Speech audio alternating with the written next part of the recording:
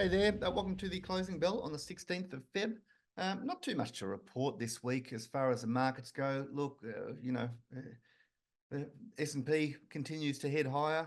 The future-facing metal stocks continue to suffer.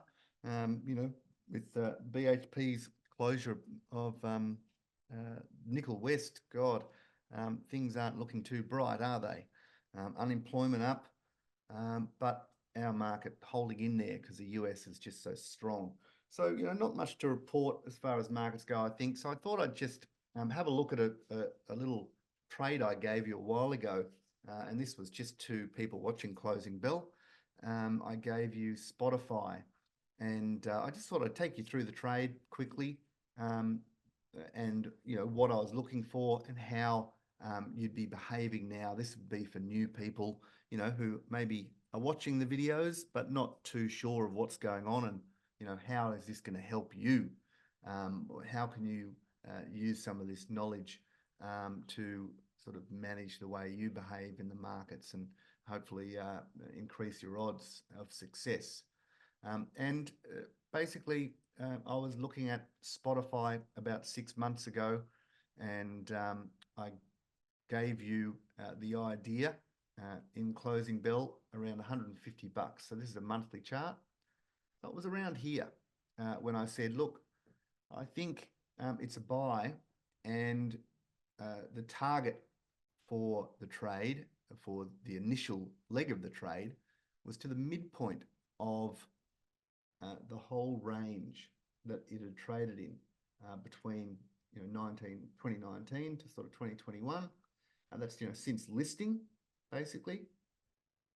And I was looking at the trade and saying, look, we've had a big clear out of positions in the period.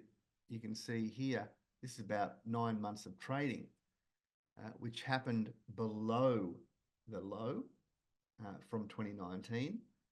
But when it's trading down there, a lot of people who bought the stock in this area would often have a stop loss below the low of the range. So there's a big clear out of positions that would have happened. And then I'm waiting for these signs of things turning back up once that's finished. So the false break is what I look for.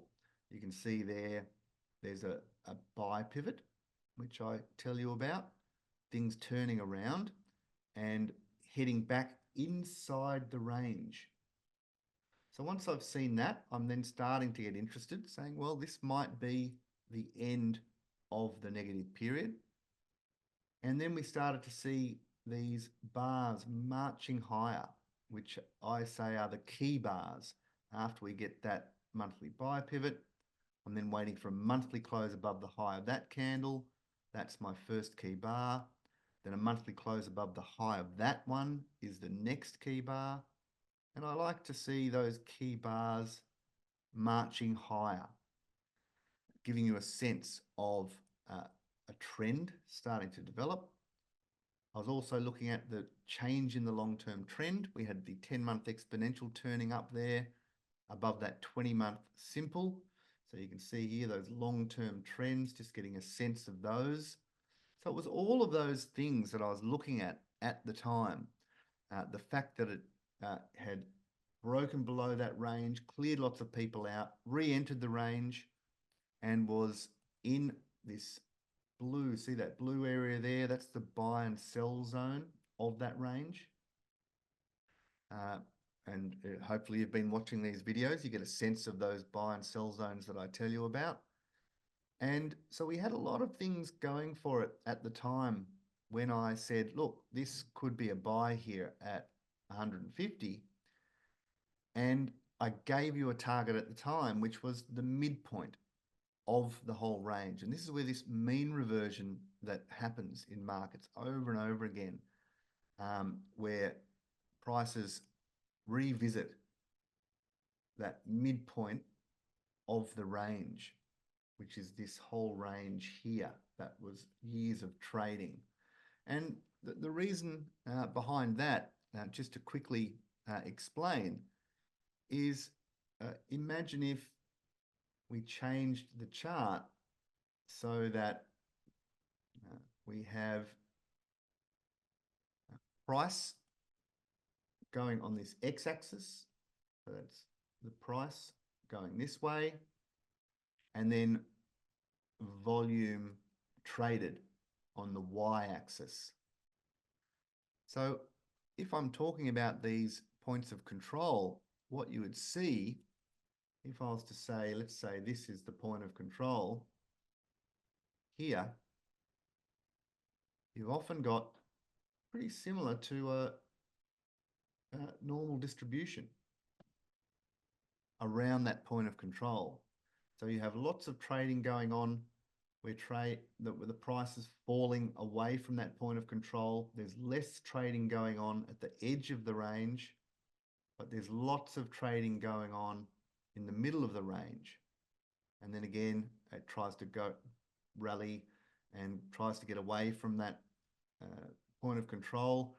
There's sort of less trading goes on, and then it falls back to that point of control. So there's lots and lots of trading, lots of positions that get built up around that point of control. So it's often like a gravitational point that the market keeps revisiting over and over. So when I show you these charts and you're looking at here with price on the y-axis and time on the x-axis, you're seeing these, as I said, on the edge of the range, not much volume happening. Down here, not much volume happening, but in the middle, lots and lots of trading going on. So that's where most people's price, that if they bought, is around that level. And so often prices will gravitate quite quickly back to that midpoint. And if there's lots of resistance, if people are sick to death of the stock, you'll get a lot of resistance because people who had bought in that area will be saying, right, well, get me out. I bought it at 250 bucks. It went down to 80 and I thought I'd done my dough. And then, it's giving me a chance to get out at break even. So often there can be lots of resistance at that point of control. So prices could then turn back down again. So that's why I will be looking for prices to revisit once we've got a shift in trend. We've got those bars marching higher. I'm looking at that and saying, well, this is a pretty good risk reward bet. I think there's a good chance it could revisit that point of control, the midpoint. And if it does do that, that's when I would sell a third of the position and change the stop loss to break even. So if you had gone through with that trade and bought at 150 bucks, and for ease, just for the ease of this example, let's say it's 250 bucks, so that you've made 100 bucks so far. So if you then sold a third of your position, your break-even price would be $50 below your entry price. So it'd be 100 bucks, wouldn't it? So your new average entry price on that position, or the place where you would break even on that trade, would now be down at 100 bucks, which you can see is at the bottom of that range from 2019. That's a long way away and really near the low of the lowest price that stock has traded at ever. So by taking part profit, so taking this quick move to that midpoint, the point of control, knowing that there could be resistance there, so it's a high risk point, whether it goes up or down here in the short term, heads back to odds of around 50-50. And when your odds are back at 50-50, you want to be taking some money off the table. So by selling a third, you bought at 100, bought at 150, sold a third at 250. So you've made $100 on a third, which means you'd need to lose $50 on the other 2/3 to then be break even. So that's why that then is half the distance. So you've made 100, you need to lose 50 from your entry to break even. And what it does is it then gives you a huge room for error now. And if you were to get stopped out, I mean, you'd be happy to stop out of this stock. If it fell over from here and went back below $100, it's going to look absolutely terrible. So by taking action, by using mean reversion to get you into a position, a strong position pretty quickly, and then taking that part profit and lowering your average price down to a point that is a very major level where you know below which you'd be actually happy to dump the stock, and giving yourself plenty of room, because you've still got 2/3 of your position and the price is now $250, but it'd have to fall to 100. So you've got $150 leeway here now before you'd get stopped out, which means you can allow for lots of volatility here now and still stay in this position going forward. And who knows where it could end up going. So basically you're in a position where you're going to break even or you're going to make money. Your stop loss is miles away and the stop loss is at a major level. So all of these things are part of the logic of trading in this manner, of waiting for traders to get stopped out of positions and then waiting for false breaks where prices re-enter a range, which then increases odds that you will at least get a visit back to that point of control. And also, you know very quickly if you're wrong. If you're buying here, if this stock fell over below that low, you would get out because you'd know it would look absolutely terrible if it dropped back below that low. So the amount of risk you need to take, pretty clear and not huge. So all of these factors help to get you into good positions where the trend's on your side, but also mean reversion being on your side is really important because that's the thing that you can count on over and over again in markets. So I hope that little explanation sort of helped new people who may be watching this closing bell and wondering what's going on and why I approach the markets in the way I do and look out for these opportunities. I don't give you many stocks.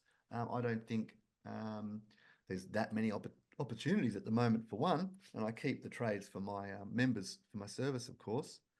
But every now and again, I'll chuck out a bone. And if I see something, really compelling, this is an international stock, which I don't trade in my services. So I was happy to hand this one out. So hopefully now that has pretty much completed, it's reached the target, and hopefully you did watch it back in the day, 6 months ago, and hopefully even more that you bought it, which would be good. And, hopefully also the markets actually move next week or soon, and they become a bit more exciting. So I think I'll just leave it there. All right, cheers.